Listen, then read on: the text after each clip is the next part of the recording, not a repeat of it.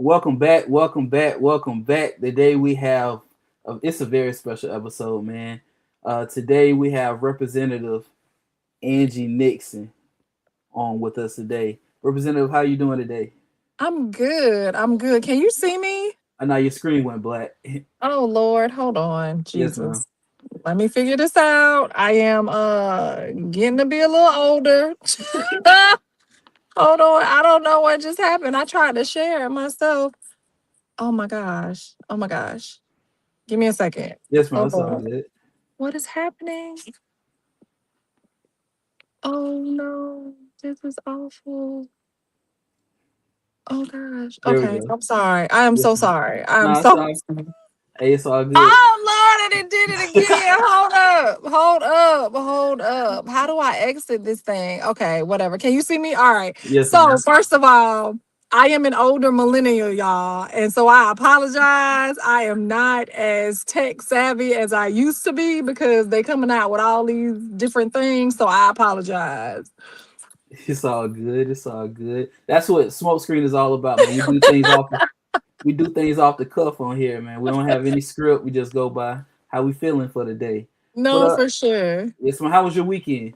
So my weekend was really wet, really good. I spent my weekend in Orlando. I was hanging out with the folks over, some of the alumni from Jones College. They had their Tiger Pride Day. I also got a chance to visit a church, Anointed Rock Ministries in Orlando. And so I was able to meet a ton of people. I also had a nice little meet and greet and went to the Democratic Progressive Caucus. And it was pretty cool. That's good, man. It was a good turnout. Yeah, it was a good turnout. So super excited. And even if it wasn't a good turnout, it's always great to just be able to talk to people and to hear some of the issues that they have or to hear how they're going, how they're living their lives and what they want to see change. And so I'm super excited about that. Yes, ma'am. So let the people know where you're from. A So little bit yes, about as y'all hear, I have this country drawl. I am from what some people refer to as Southern Georgia, but it is not. It is actually Jacksonville, Florida, Duval County. I was born and raised there, and I am a product of public schools, having graduated from Stanton College Prep. My entire family went to Rains, though, y'all. William Marion Rains. So I know y'all know that school. I went to my mama sent me to the college prep, and then I went on to the University of Florida. And so now I have been organizing. I've been serving as an elected official for the past 6 years. I've been organizing and working in the state of Florida in different marginalized communities for nearly 2 decades now. And so I'm super excited to be with you today and to actually be embarking upon this campaign for United States Senate. yeah. My granddad actually went to Old Stanton. Ah, hey, my uncle went to Old Stan, so yeah. Yeah, he grew up in Mixon Town, so we still got Okay, property over there. Yeah. Um. okay, cool. Now, what if you weren't doing politics? What would you be doing? If I wasn't in politics, I would still be doing something in the community because I didn't have a plan to get into politics. I ran for office because I felt that the person who was there in the seat at the time, because I ran against an incumbent, was not super accessible as I would have liked her to be. And so I was actually a community organizer. And so just talking to people, helping folks realize the importance of voting, the importance of holding elected officials accountable. I would probably also still maybe have like a bookstore or a third space or an ice cream shop, which is all the things that I have had before, including now my bookstore. And so I just really love to be embedded in the community. I love helping people a lot. And I get my peace when I'm around the community. And so I would still be embedded somewhere within the community. Now, I know you have Cafe Resistance in Jacksonville. When did you start that? Yeah, so Cafe Resistance, we're going on. We opened up in on June 30th, 2024. And so this is going into our second year of business. And so it's a really cool space and concept. We're located in a really food insecure area. We don't have that many restaurants we don't have restaurants around here really that doesn't serve anything but fried foods except us, right? So we serve no fried foods. We serve fresh vegetables, fresh smoothies, salads, and things like sea moss and all of that stuff. But then they can get their body fed physically, right? And then they can get their soul fed with the books and their mind and everything. And we also do things like poetry nights. We host different workshops. Sometimes we've had mental health workshops. We've actually had general health workshops. We've started with some Black men in the community that wanted to start mentoring and just showing different types of opportunities for career fields and that type of stuff to some young Black men.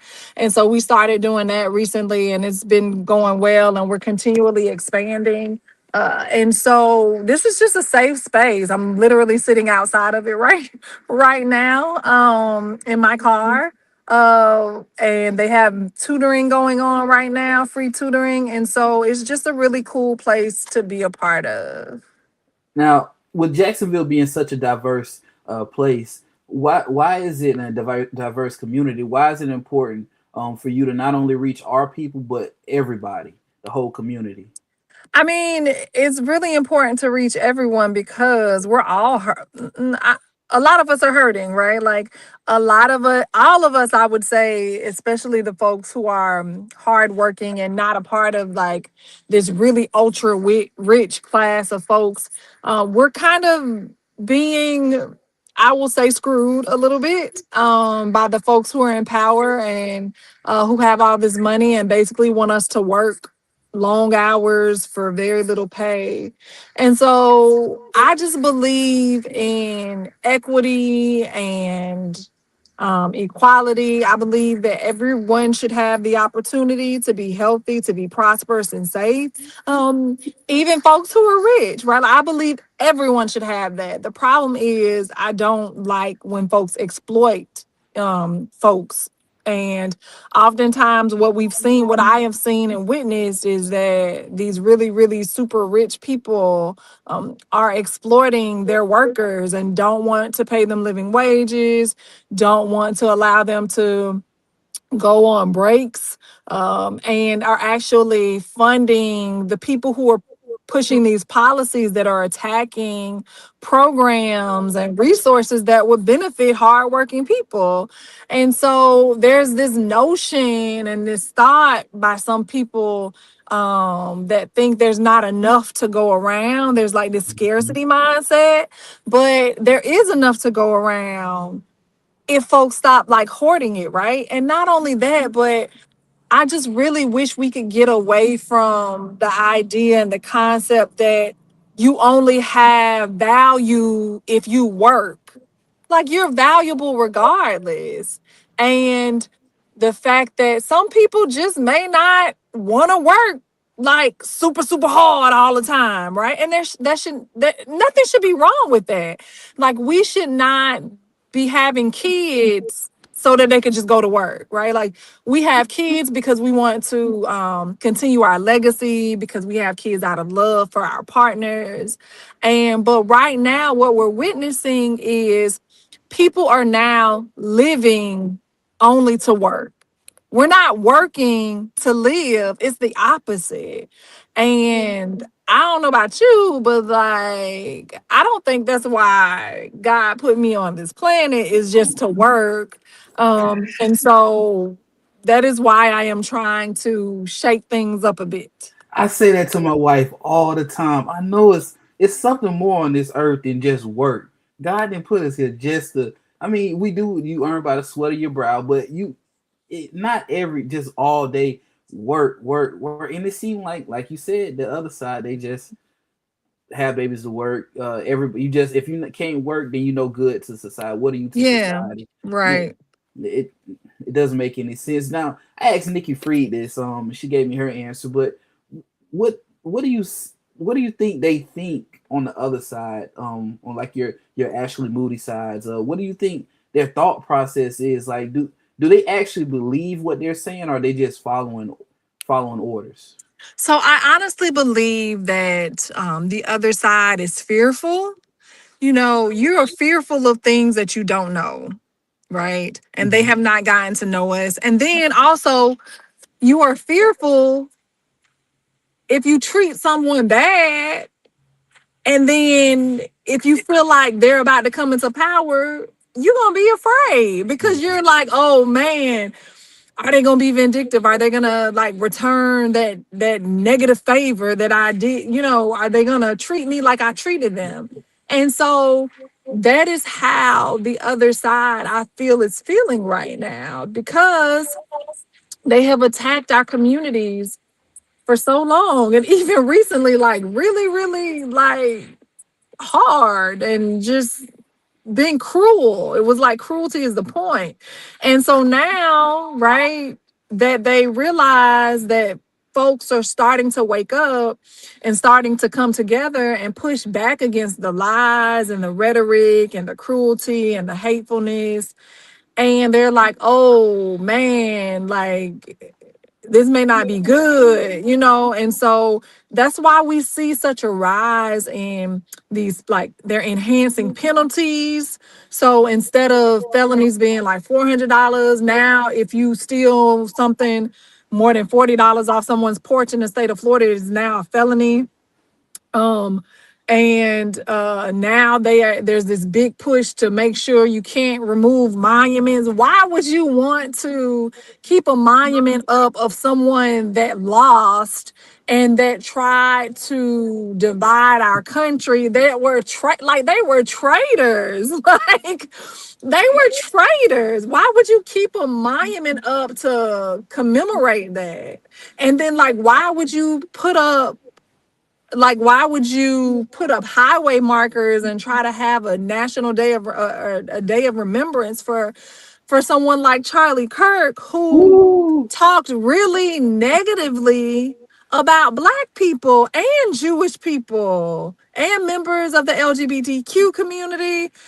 Like that is wild to me. And so I just think they're trying to hold on to power.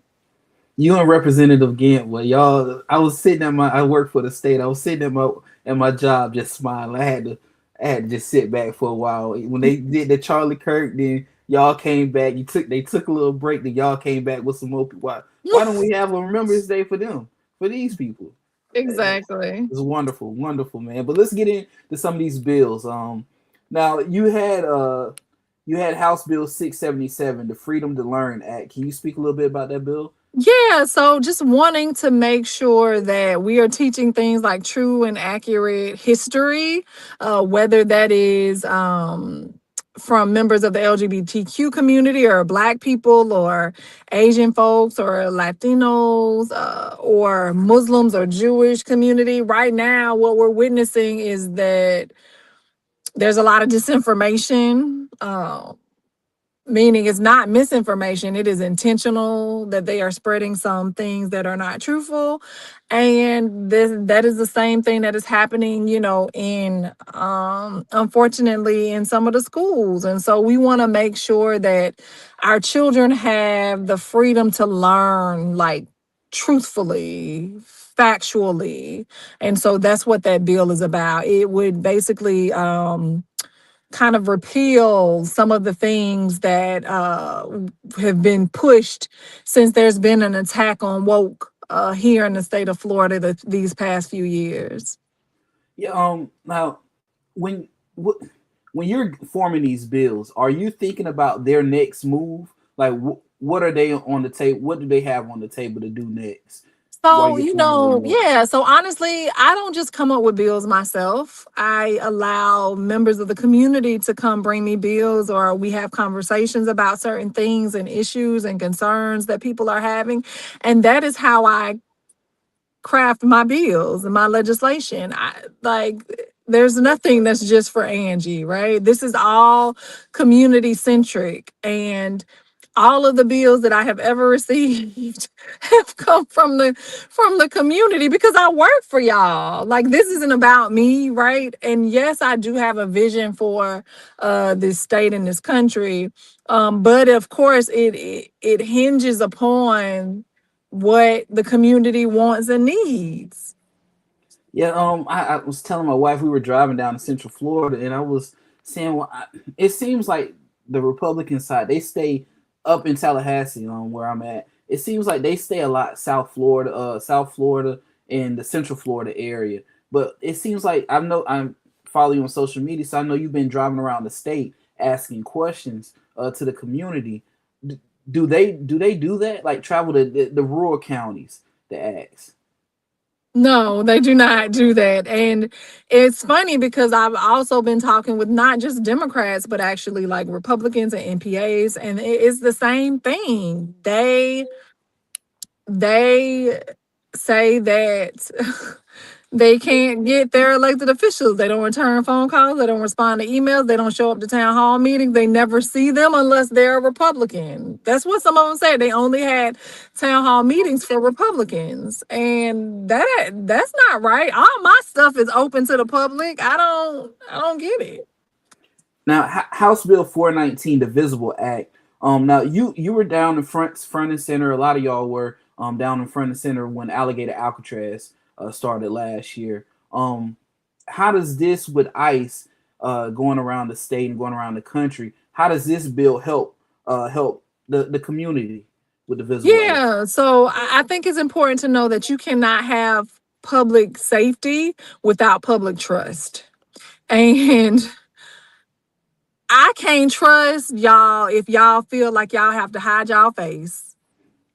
And why you have to hide your face? Does that means you probably doing something that you shouldn't be doing? And it is apparent that that is the case because even DHS has come down hard on some of the ICE officials and Border Patrol who were like beating up people and shooting people and who they like it came out recently that some of them had lied on a lot of the paperwork. And so these are people who took oaths to like protect and serve us. And yet they are shooting people in the street, in the head. And it just doesn't, it's not right.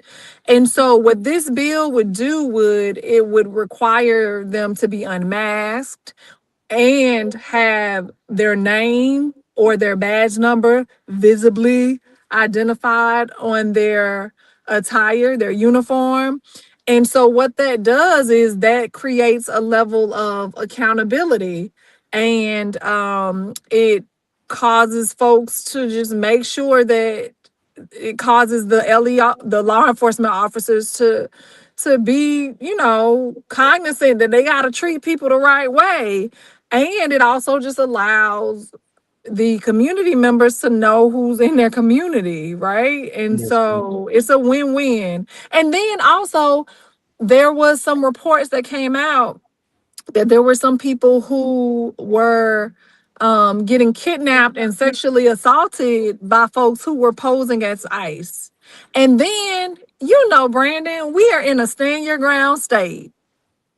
So if you come busting in my door, masked up, and not stuff, visible, like, or busting in someone's door, you could potentially be shot and killed. So, like, why, this is for the safety of the ICE officers as well. It's only a win. It's a win-win to me.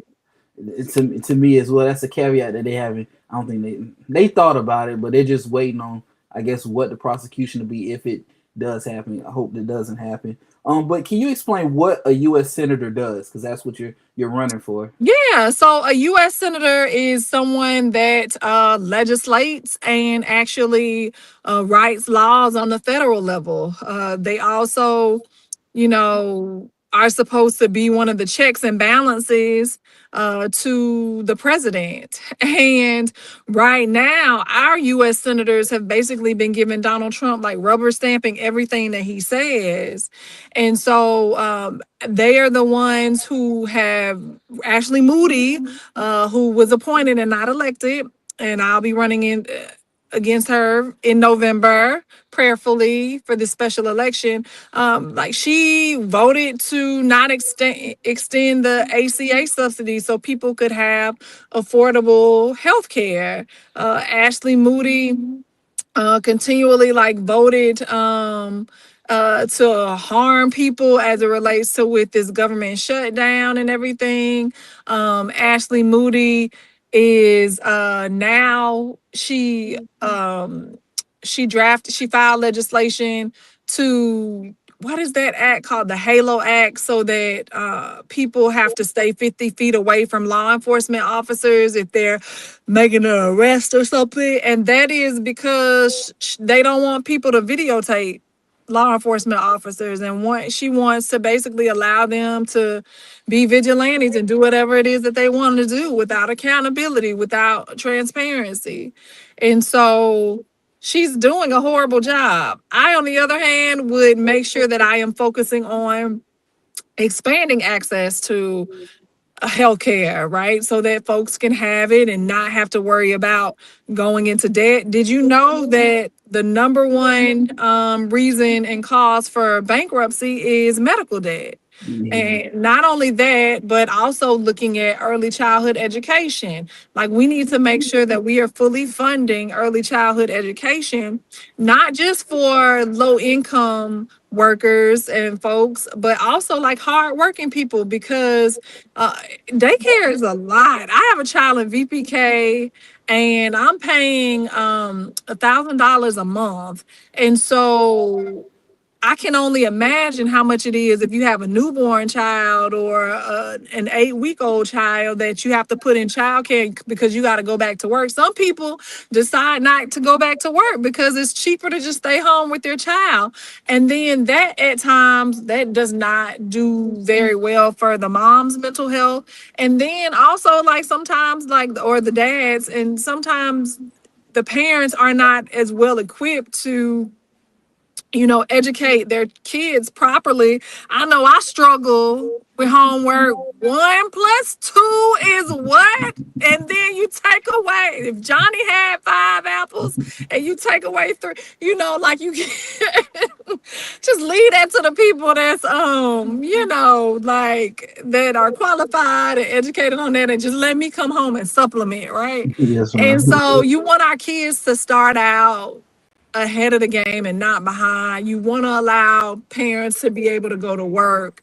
And so it would be a win-win to make sure that early childhood education, as well as vocational programming and at Mhm. least 2-year colleges, I feel is like free public education. I know we gotta hurry up, but a couple more questions. We close it out. You said about the working. Now I know there was a bill where they tried to Cut the just minimum recently, wage. yeah, and then saying that it basically apprenticeship. What Yes. can you speak on that a little bit? I had people asking me Yeah. about that. So the issue is they are saying that all these companies want to get more folks that are trained, and they don't have the money to necessarily train them the way in which they want to. So they want to be able to hire them at $7.25 up to 9 months to be able to train people on a new skill or trade. And then after that 9 months, they will be allowed to either hire them at a higher rate or just let them go.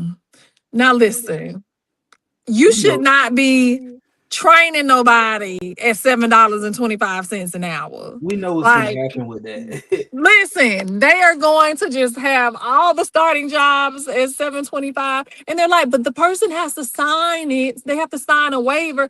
And I'm like, if that's the only job that's available, unfortunately, people might sign it. And like, that's a slap in the face, especially to voters who actually voted to increase the minimum wage to $15 an hour by September of this year. And it is just showing you that these greedy corporations and these corrupt billionaires really want to keep us working very low wages so that they can make more money on top of more money on top of more money. Meanwhile, they push bills, they give donations to candidates, to elected officials who push legislation that attacks social security, that tries to end the Affordable Care Act. Why? Because people are going to have insurance, and so they gotta pay for it some kind of way. So they're gonna work these crappy jobs just so they can have insurance. Also, because their Social Security won't pay for everything, and so these people get cheap labor. And it's like, y'all, we got to wake up and realize that this is all about like the people at the top trying to keep the people at the bottom, trying to crush us at the bottom. And so it's really messed up. Now, what sets you apart from the other candidates? Because this a deep. When I was doing the research, I was like, man, it's a lot of people in Yeah. this So race. I would say what sets me apart from the other candidates is that I'm about this life. No, so I have been in the community, not just okay, so yes, I've lived here my whole entire life, but honestly, like, I've been working in a community for almost 2 decades. And let's say just even the past 3 years, right? Because Mhm. there was someone that jumped in the race and there's been conversations about that. I didn't take a break, right? Like, I've stood up to Ron DeSantis, I've stood up to Ashley Moody before, and multiple people. I never took a break.